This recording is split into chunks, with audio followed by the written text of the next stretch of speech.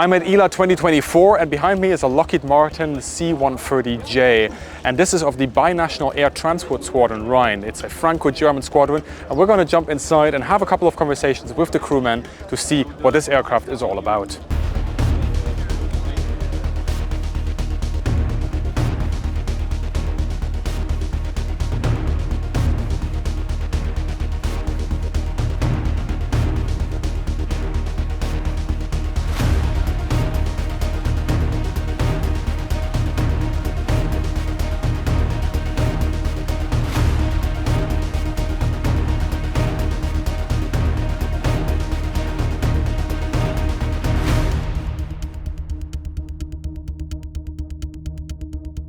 Soon we will chat to the crew to discover what makes this aircraft so special in detail, but first let's cover the basics. And in fact, the Hercules has been around since 1954. Its first flight was on the 23rd of August 1954, so the Hercules is actually celebrating its 70th anniversary when this video comes out. So happy birthday C-130. The Herc is one flexible machine, serving as a transporter for cargo, paratroopers, combat troops and medevac, over to of course also being an air-to-air tanker and even a gunship.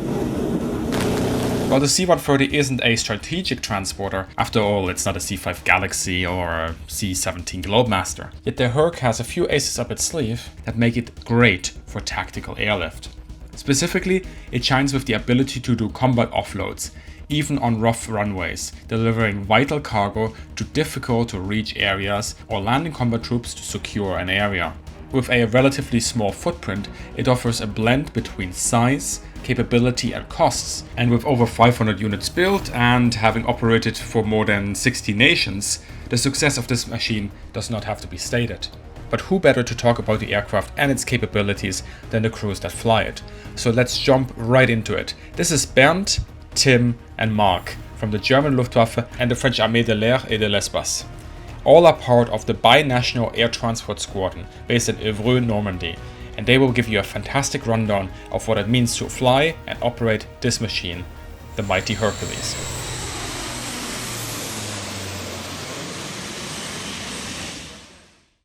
What does a loadmaster actually do? The loadmaster is the responsible one for the center of gravity. Okay. So we calculate the center of gravity if we have several pellets, for example. Calculation of the fuel and of the weight of the aircraft at the end. So. As a pilot, I mean, your role is self-explanatory, but talk us through that a little bit.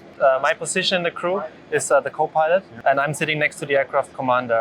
We can share our tasks between us. One pilot is mostly focused on the checklist work, while the other one is flying the aircraft. So, I mean, this being a transport aircraft, how much does she carry then in terms of cargo?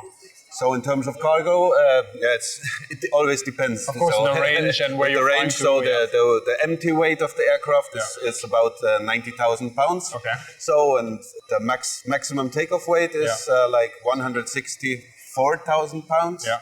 So that means we have a range of roughly 70,000 pounds. Okay. And we can carry 30,000 pounds of fuel. So that means 40,000 pounds is for the actual cargo. Yeah. And what's your cargo then? I mean, I assume there's sort of NATO standardized pallets. Yeah. How many of those fit in there? So this is the short version of the C-130. So we have both versions. With the short versions, we can carry 6 of the standard pallets. The longer version, we can take 8 pallets. Okay. But it's not just pallets. It's also, I mean, any military hardware equipment, jeeps, diesel. Yes, we do like nearly everything. So like vehicles, everything what fits in. So that the size of the cargo to have a dimension is like a sea container. Yeah. So that's the size of the cargo bay, and so we can carry, as you already mentioned, like vehicles and also small helicopters. Okay. Talk me through sort of this airdrop of the cargo delivery. What do you have to keep in mind as you're approaching the landing, well, not the landing, the release point. The release point. Yeah, there we go. Thank you. So the platform, two main types of platform. The PD-11 is a French platform, the one we dropped at Gaza. Okay. So it's a pallet. We can put up to 7 or 9, depending on the version of the aircraft. Yeah.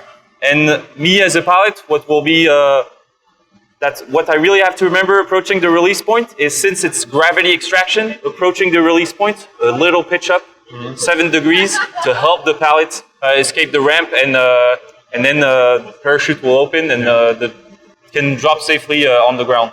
Then the other types of drop, we have the CDS, which will roll as well on the ground. And yeah, here we can have a parachute extraction as well. Yeah. And as a pilot, always usually gravity extraction is a bit of pitch up. And how are you then in contact with the pilots as this is happening? Do you have to like clear with them when you're dropping, or are you talking to them? Yes, more or less we work with the checklist, so it's just reading the checklist, and there are several checklist points, several of them for the pilots and the other one for us. So, and there's a kind of communication, and at the end it's really quiet, so we just get 2 minutes, 1 minute, 10 seconds, and then 5, 4, 3, 2, 1, and then release the pellets, and they go by gravity out of the aircraft. How does the tactical landing actually impact in the cockpit? How does that work? Yeah, so we require the runway to be prepared on the ground. Normally you have a JTC controller or someone who talks you through the stuff, and you have a box in which you want to land in to shorten the distance as much as you can. So within less than 1,000 meters, we can bring the aircraft to a stop, do then the tactical unload and be off again. Okay. And then how quickly can you get everything out? Minutes, just the loadmasters are really quick on that.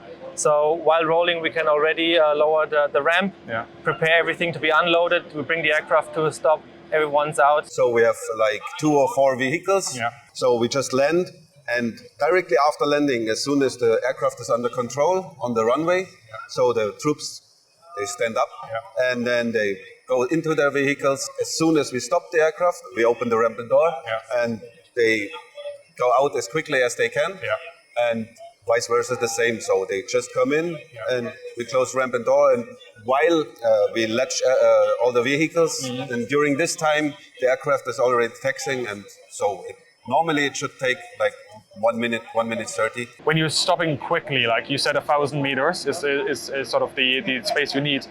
Do you have reversible thrust on the engine? That's correct, that's correct. So mainly what brings the aircraft to a stop are the brakes. So once we touch down on the ground, we hit the brakes. So to bring the aircraft to a stop, we use the reverse thrust also to shorten the distance, but mainly it's the brakes what brings the aircraft to a stop. You also an air-to-air refueling capability installed in the aircraft as well with these drogues coming out. How different is that then for you as a loadmaster to, first of all, do the calculations? And then also, I guess there's a flex tank that can be installed inside with additional fuel.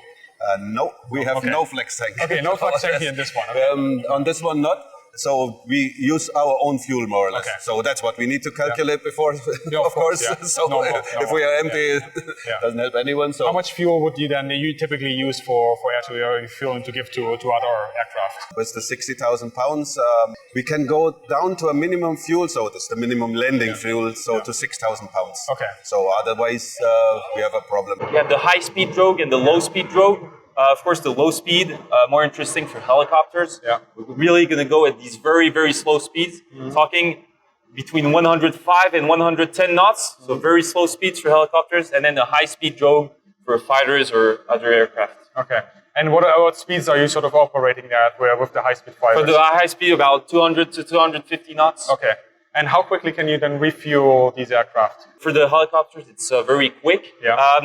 For the fighters, it's still in a testing process, so I don't have this value, but the helicopters will be very quick. It's really added to a mission. It's not a dedicated refueling mission, so we're talking about 10 to 15, 20 minutes. The helicopters, we will meet at a medium altitude, maybe 5,000 to 6,000 feet. We'll just set aside in a curve, in an orbit holding pattern, waited for them. As soon as they're here, it can be in a straight line. Okay.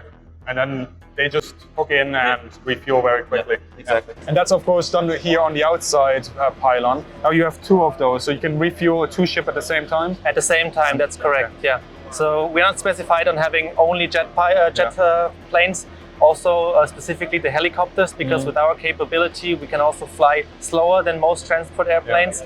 So we are specifically required to deliver to helicopters. There's this little device on the nose. It looks like an electro-optical sensor. That's correct. What is that and who uses it? I mean, you said there's only a pilot, there's a co-pilot, and there's a loadmaster. Who's actually taking over that? You're totally right. This is a sensor. It serves as a recce instrument for us. Electro-optical as well as infrared pictures can be taken. Okay.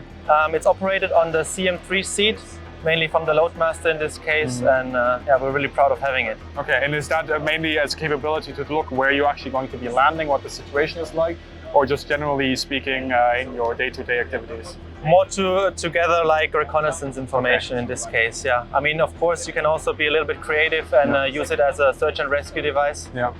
This community-sponsored video comes with an additional reward for patrons and channel members. If you want to watch the full interview with Bernd, Tim and Mark, do check out your feeds on Patreon and here on YouTube.